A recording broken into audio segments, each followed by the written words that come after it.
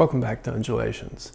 A couple of weeks ago I said the next things that I wanted to be taking a look at would be the Field Kit and Field Kit FX boxes from Coma Electronique. But last week at the NAMM show, Arturia came out with a 2.0 firmware update for the MicroFreak. And I've already done 4 videos on the MicroFreak on this channel, so I thought it would be a good idea to follow up and talk about the new features that this firmware update brings. Now, I really don't like it when I say that I'm going to be doing something on here and then a couple of weeks later end up doing something completely different.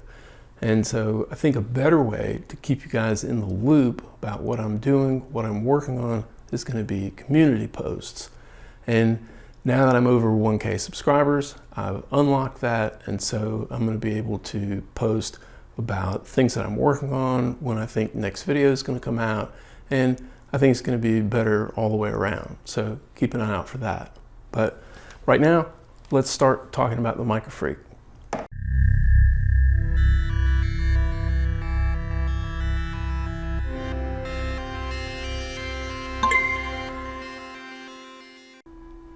Now, to get the 2.0 firmware, I hooked my MicroFreak up to the computer, turned on the Arturia MIDI Control Center software. It saw that I was behind on this firmware, and I just clicked the button, it upgraded. It was quite easy. Another aspect of this, though, is that with the new features come new presets. I think it's 64 of them, and so I've found that the easiest way to do this in a way that didn't stomp on presets that I already had was to just select those 64, drag and drop them onto the MicroFreak. So be careful not to overwrite something that you're wanting to save. Now, what's in the 2.0 release? It's quite a bit, but a lot of it is sort of typical bug fixes and improvements. Not even going to talk about those. If you do it, you can see them, and they're good, but not what we want to focus on here. A couple of minor new things, clear all for the matrix routings, that's nice. And then the sequencer, copy pattern A to pattern B. I kind of, I see that you would think that you would already have that, but now you do. And that's useful for when you're working on one sequence and then want to make a variation on it that you can go back and forth between, and so that's nice to have.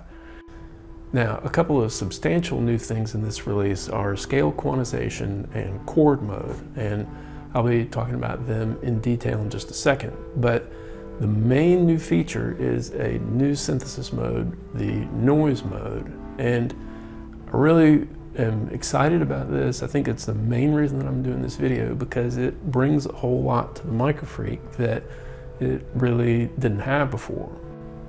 Now, the noise mode is more than just some sort of white noise generation that you can turn off or on or maybe filter.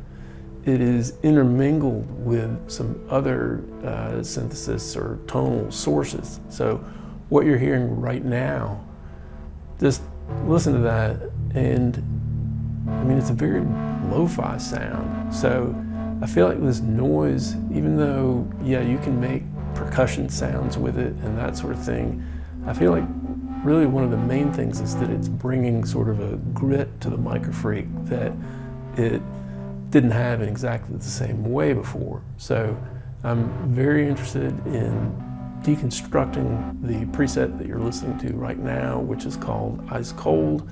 So we'll do that. And then I also do want to take a look at whether you can make some interesting or reasonable percussion sounds, because I've always felt like that the MicroFreak sort of, okay, if you wanted to have a good setup, you'd have this and some sort of drum machine or something like that. And I don't think that's really going to change, but if you wanted to be able to just put some rhythmic elements in your sequences, how hard is it to do now that you have a noise mode? Now, don't forget that you can modulate the synthesis mode on the MicroFreak, and so that would mean that in something like a sequence with parameter locking, that you could jump from one of the original synthesis modes to the noise mode, and so there might be a chance to add percussive elements within a sequence. And this is something that I never really employed in some of the past videos by jumping from one synthesis mode to another, but I think it really makes sense to try it with the noise mode. So we'll take a look at that. And then the last thing I want to look at is in reference to one of the earlier videos where I set up Krell patches and granular synthesis on the MicroFreak. I'm just curious how this new noise synthesis mode is going to change what you can get out of those sorts of sounds. So I'll probably close the video out with a couple of things along those lines. So let's go ahead and get started. Okay, so let's talk about chord mode and scale quantization on the MicroFreak. It's two different things, but they are sort of intertwined. And to do this, I'm going to use the Keys 2 preset, which is sort of a basic sound like this. And first, just want to show chord mode. And to do that, I'm going to hold down the paraphonic key and press a chord. So that's just a major chord there. And you'll see a little flash on this. And this is a good time to point out that I have some of my panel lights blacked out, or at least muted, so that it doesn't cause problems with the video. But that is flashing there. And now when I press a key, I get a major chord rooted at that key. And so that's very straightforward. It reminds me of old keyboards that I've had that had some sort of chord feature where it would just let you define a chord and then play the root like that.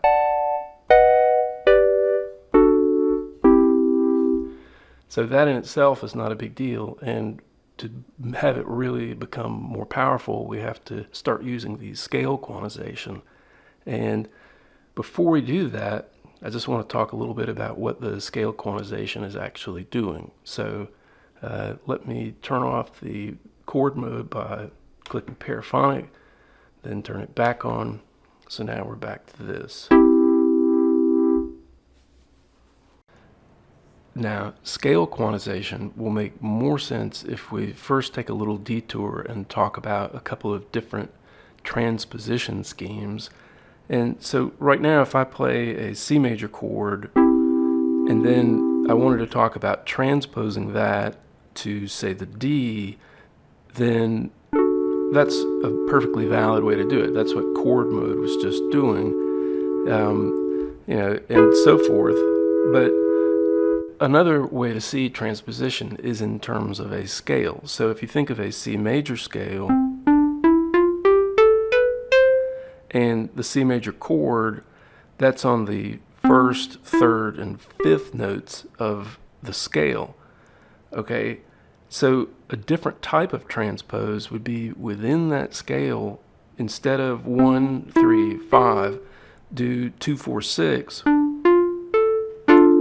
And so that would be a type of transposition that is scale-based, that would have it be a minor chord, and then another minor, and then at the fourth it would be another major, another minor, and then a diminished, and then back to the major.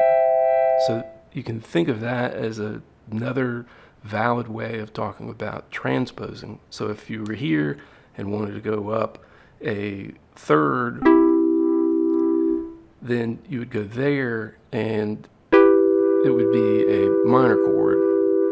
So now just file that away, that when we do one type of transposition, we change the root but keep the same flavor of chord.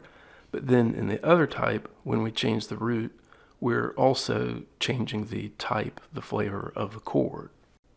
So now let's talk about how we actually do the scale quantization. If you press the utility, there's an important point to make, which is that you can go down to miscellaneous, and then there's a scale setting there. And this is going to be the global scale quantization, and it is currently off. And so think about that, that if you change that, that's going to change the scale quantization for every preset that you've got, every sequence that you've got, and it may not be what you're looking for. So what I'm going to do is come back out, go back into utility, and then you go up to the preset and dive down in that, and there's a scale there also. And so that's going to be just for this preset. And as it says right now, it's set to the global. And as we just saw, the global is off. So that's why it's off in this preset. But now we can change it. There's off. You can have other ones on and then have this one specifically off. So that makes sense. But then you start getting into the different scales: major, minor, harmonic minor, Dorian, I can never say that one, Mixolydian, and a blues scale and pentatonic scale. Now I'm going to go back to the major scale because that's what we were just talking about, and put us into the quantized major scale. All right, now we're going to come back out. I'm not messing with the root note at this point. And so what is that going to do? Right now I'm just going to be able to play a C major scale again. And so it hasn't changed the scale that has the same root note and the same type. But if you start to look at the notes that are not part of the scale, it's this term quantization. It's almost like a rounding, where that C is fine, but C sharp hasn't made it to the next level of the scale. So it hasn't made it to the D, so it gets sort of rounded down. So C is C, C sharp is C, but then D is D. All right, so if you go through this, it's pretty much what you would expect from that. It's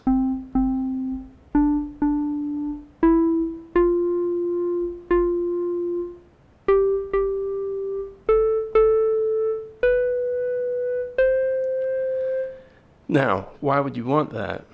There are going to be some things with arpeggios that make it turn out to be really cool, but now if we think back to what we just did with the different types of transpositions of chords, you'll see that the major chord that I play here works, but if I go here and try to play a major chord, it actually is playing the minor, and if I go here to try and play the major, it's playing the minor.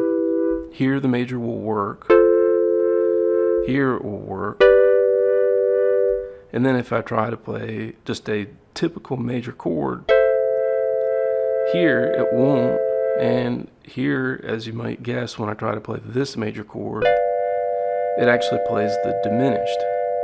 And so this is basically caused by the way that the quantization is done, to where that now the different chords, when you start going through the roots of the C major scale, they match what would happen as if you were just sort of doing the other type of transposition. So it's swapping the original type of transposition, which in the manual they call naive transposition, I think that's what they called it, into this scale-based transposition.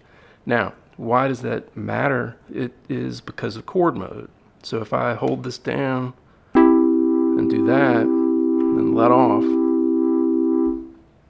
now instead of sort of the old way of having where whenever you move around it'll just play another major chord, now it depends on where you are because of the quantization. So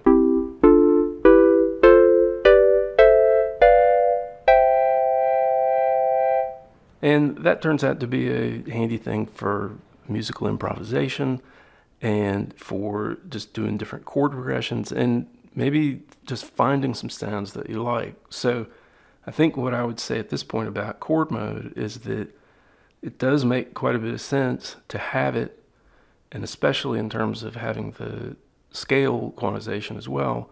But to really figure out how you want to use it, I think it just probably takes some time to go through and listen. Now, you can do some things like, I'm going to turn off chord mode, and I'm going to turn on the arpeggiator. Okay, and so we'll do this. Now, if I go in and change the root,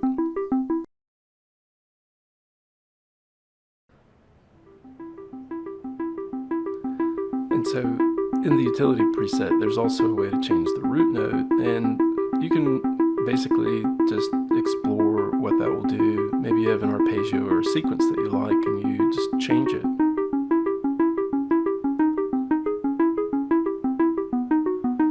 With 3 notes, it doesn't really do much.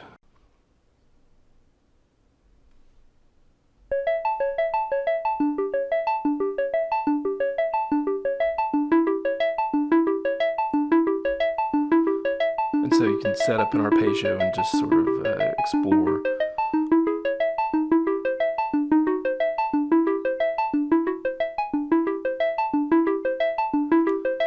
Okay. Now, one of the best things that I found about the scale mode has to do with arpeggiation. And let me go up to one of my own presets and there we go. All right, so I have a preset that sounds like this. So a pentatonic scale that's rooted at C goes like this. And right now, we're just in chromatic mode.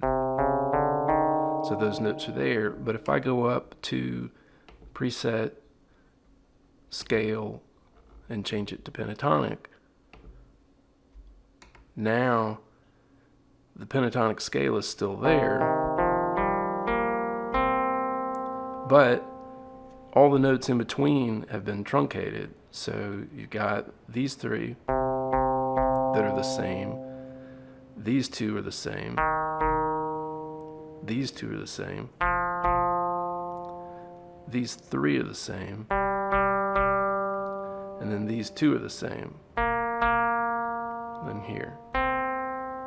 Now, what I like about this is going into the arpeggiation and the fact that now you can do double notes on the arpeggio in a way that I don't believe was possible before. You know, you could do double notes in a sequence, but it's a lot harder to shift a sequence around the way that you can in arpeggios. So I'll show you what I'm talking about, that if I do this, let me check the rate on that. Now, if I do a second note, it sounds like this. But because of scale quantization, I can actually do, so it's 2 of these on the left and then 1 of those. You can even do 3.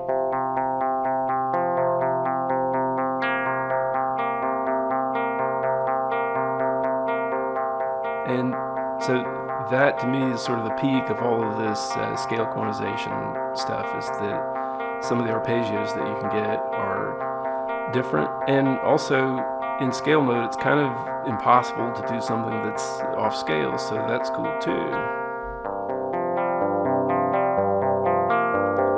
Turn it up a little.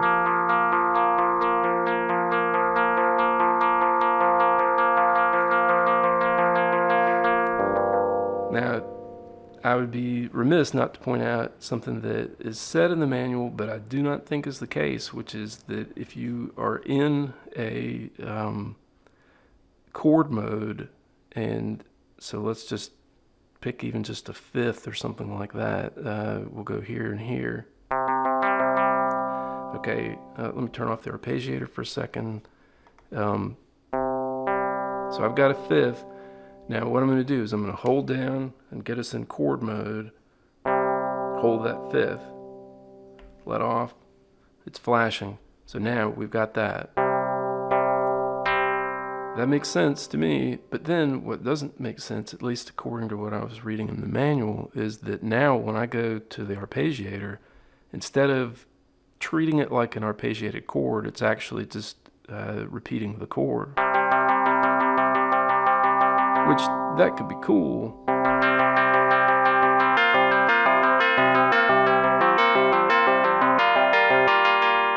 But it is still not what I expected. And so there is that, but this is what you get with scale quantization. And I think that just takes a little time to kind of listen to it, to hear what it's doing. But I feel like that it's a couple of nice features to add for improvisation. So I'll do that right now for just a second. I'm going to go back to my preset. I'm going to change the scale to pentatonic as it was before, but then I'm going to change the root note to D sharp, and this just matches the Black Keys pentatonic scale, and so it's a little bit more of what I'm used to.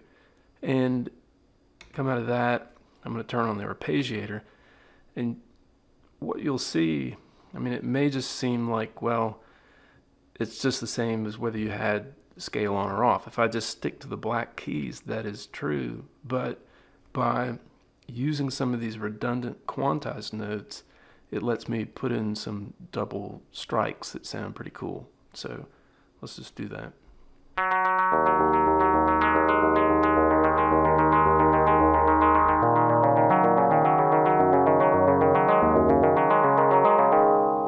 Turn it down some, maybe around 100 BPM. Okay.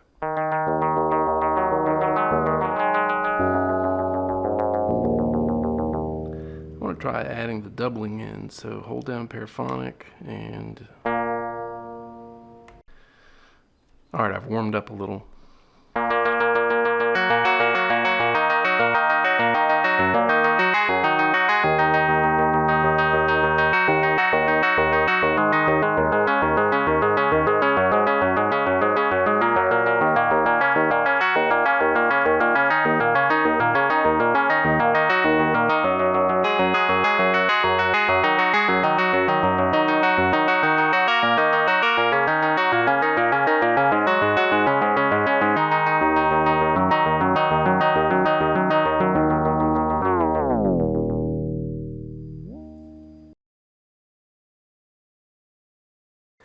Alright, so let's talk about the noise synthesis mode, or as they call it in the manual, a noise oscillator model. There's not a lot of detail to it, but I think you'll find that you can get a lot of interesting sounds out of it. I'm at the init patch now, and I'm just going to switch over to the noise mode and turn everything down so we can go through what these settings do. Okay, when it's like that, it just sounds like this. There's some crackle there. And I'm going to go to paraphonic mode just to sort of keep the volume consistent as I do some chords and such later, but you'll have to decide for yourself if by adding a chord of crackles changes it. Certainly makes it louder, but does it make it more crackly? I think so. That sort of makes sense. Okay, so now this first knob, the wave knob, what it does is it changes that crackle, which they call particle noise, up towards a more traditional white noise. And then starts to get into a metallic noise.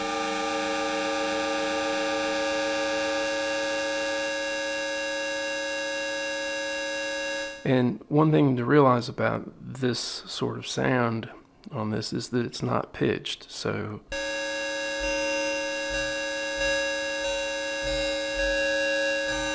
all pretty much the same.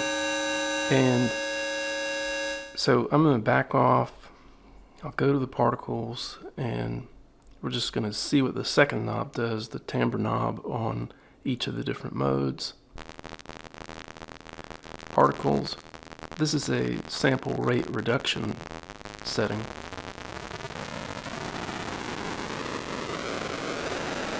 So this is giving some classic noisy sounds. That's for the particles. And then for the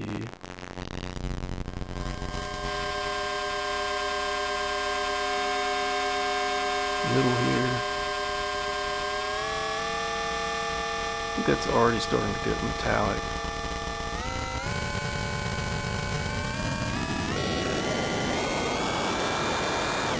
Now the manual says that the metallic component is pitch controlled by this second knob.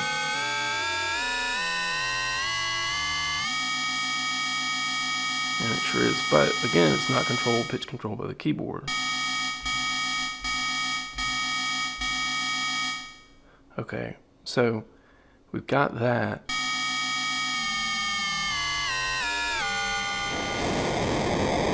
And the real thing to introduce is this knob, which is sort of a crossfader of pure noise at the minimum, and then it starts to introduce some tones.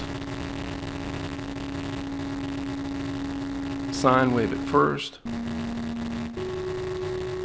And one thing to be very clear about is that the rate reduction does not apply to the tone. So the rate reduction can make your noise dominate the tone.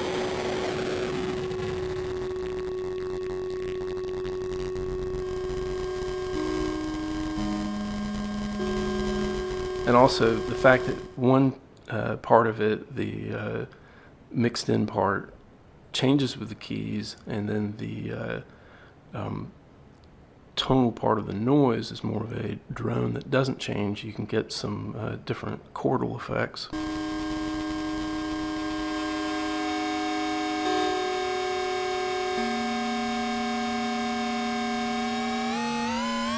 I'm going to go full metallic. See, I'm in tune there.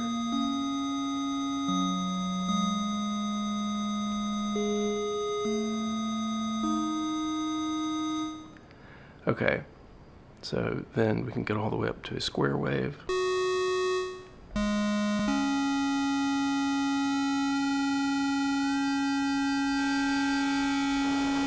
I think if you're going to use the mixed in part, you probably don't want the metallic part quite as much.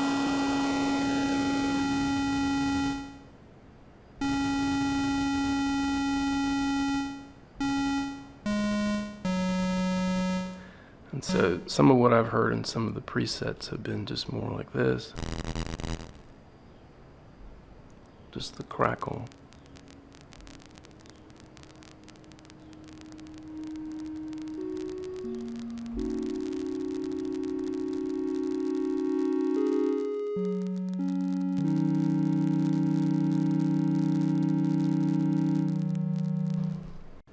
Now, at this point, why don't we just use the mod matrix to try to make some of the noise parameters time dependent. Let's do that.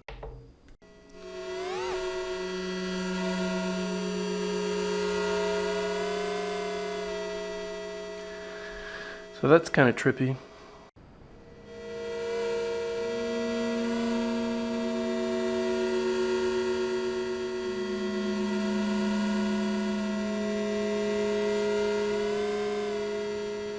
Okay, so I just came up with a thing that ties the pressure to the sample rate reduction, and that's kind of cool because now it's sort of a two oscillator thing where the one is just the tone coming from this third knob, and then the metallic part, if I press on this, can tune.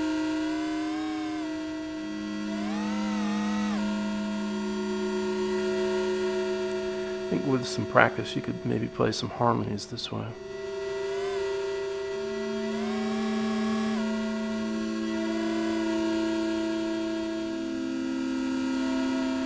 Change the sensitivity on the mod matrix. But anyway, it's kind of some cool stuff. Next thing I want to do is take a look at one of the factory presets, which is the one called Ice Cold. I'll just play some notes. I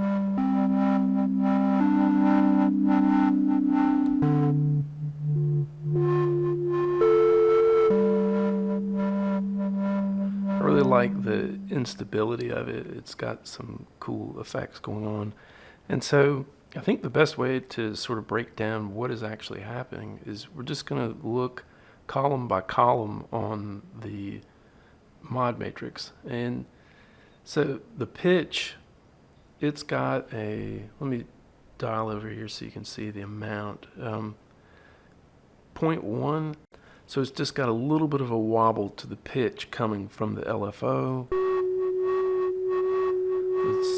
subtle to hear underneath all the rest of that that's going on. But then the wave parameter, which as we saw in the noise setting, that's the type of noise, whether it's going to be the particles or the white noise or the metallic noise. It looks to me like it's dialed in at the particles, and so that's going to change with the envelope, and so maybe it pops up a little bit to white noise.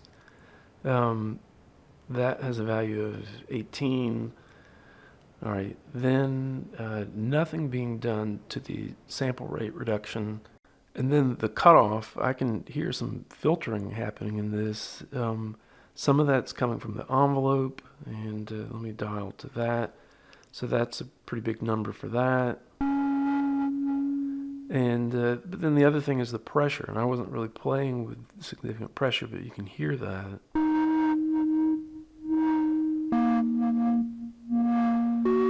Hear the filter close, so I assume that's going to be a negative number. We come down here on that, so yeah, negative 25. Then we go to the assigned parameters. This is VCO parameter 3. So over here on the content, so this is the crossfade from the pure noise to the different tonal additions, and so this 23 that's on the cycling envelope, that's going to bring the whole thing sort of in and out of the tonal part. And but then we've also got the envelope contributing to that as well. So then the next assigned column is the LFO, and it's got LFO assigned to LFO.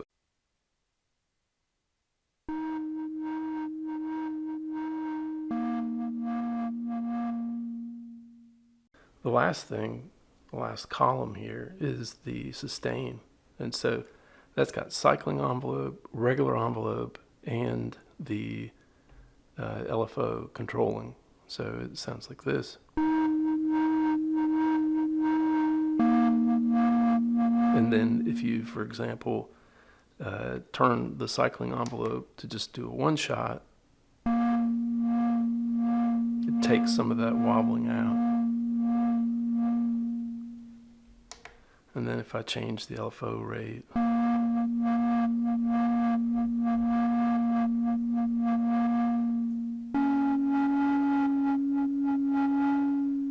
so it's quite a complex sound overall, but I really like it. I feel like it's got sort of like a, as I said in the intro, kind of a lo-fi quality, and it's pretty cool. I feel like this type of layering of noise and tones is what this new oscillator is all about.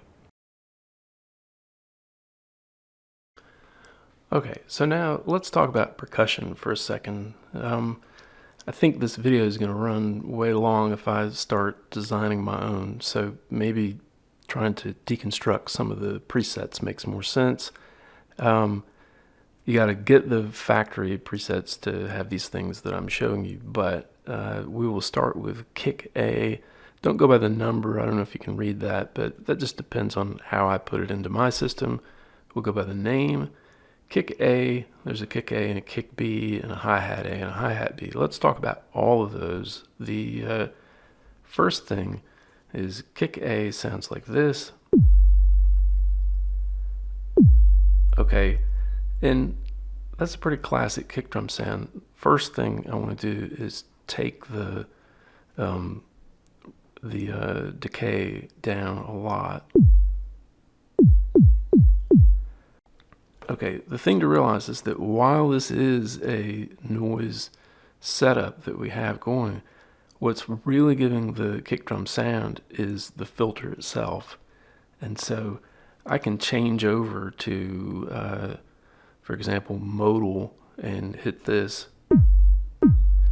Still sounds kind of like a kick drum. I could even change to speech, and it's going to sound like a kick drum. And that's because the resonance on the filter is set high for these presets. I'll go back to noise, and you know, you can tune it by the cutoff. Let me grab that. Okay, and then what's giving it sort of that initial pop is the cycling envelope, which is set in the matrix to go to the cutoff. So it gives it sort of that transition that's right at the very beginning. And to show that, if I turn this on to loop, it just loops like that. So we want it to just trigger one time on the envelope, and then you have a lot of control over how long the decay takes. And you can even do some things about the first part, make it more clicky.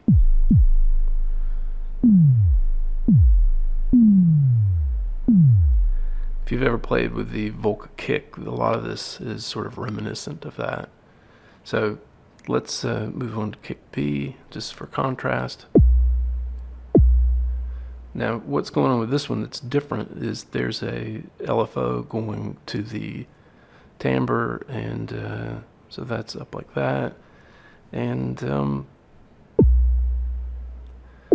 I think I hear that. Yeah, it gives it kind of that rate reduction.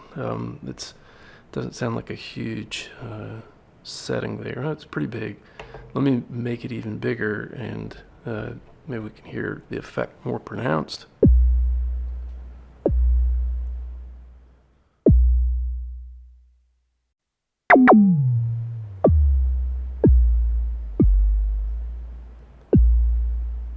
Let's move on to the hi-hat.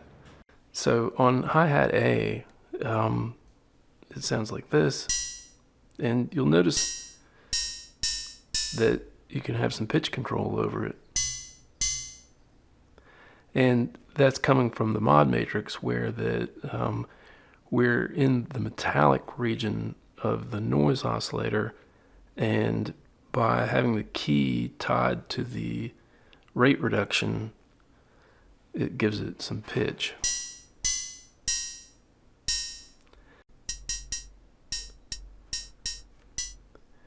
So that's pretty cool, and quite straightforward. So let's move on to hi-hat B. That sounds reversed to me. It's got some sizzle. You can change that onset. And maybe filter it a little. Oh, there's a high-pass filter on it too.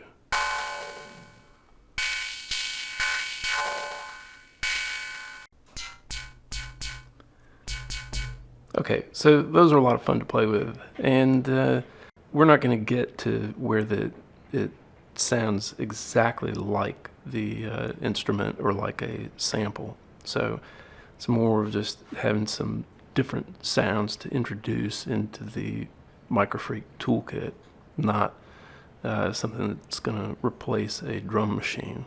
And I should emphasize that that's particularly true on the MicroFreak, because while it is paraphonic and you can do multiple notes within a preset, you're not going to be able to do more than one preset sound at a time, so you can't really set up the types of layering or patterns that you normally would in a typical multi-voice drum machine.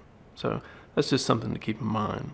Again, I think it's more just an embellishment to have these sorts of sounds as an option.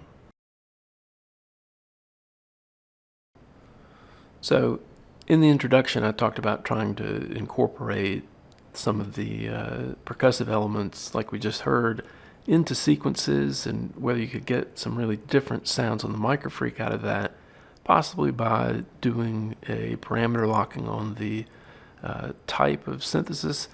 And I think the best thing to do at this point is to just show some of the presets. I've just sort of been looking around and encountered some of them. They do the type of thing that I was talking about. So if you look here, here's one that's called Mad Drums. I'm just going to hit a key.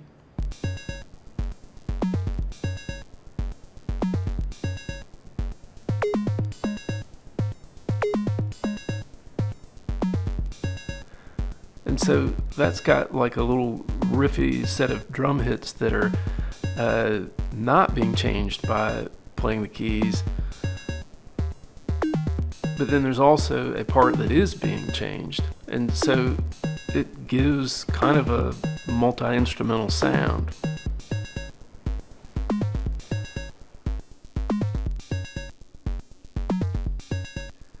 And I don't think this is changing the synthesis mode. I think this is just all within the noise oscillator model.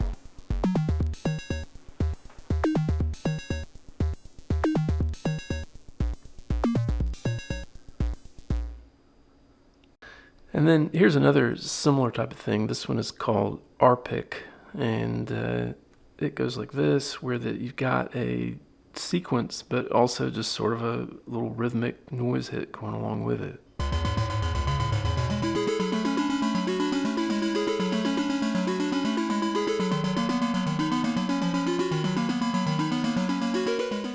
And so I think the right way to kind of view the sequencing stuff with the noise oscillator model is that you've really got the two voices. You've got a noise voice that is unpitched, and you've got a more of a tonal voice that is pitched, and so that you're able to do some interplay with those two voices in a way that you haven't been able to do before with the MicroFreak.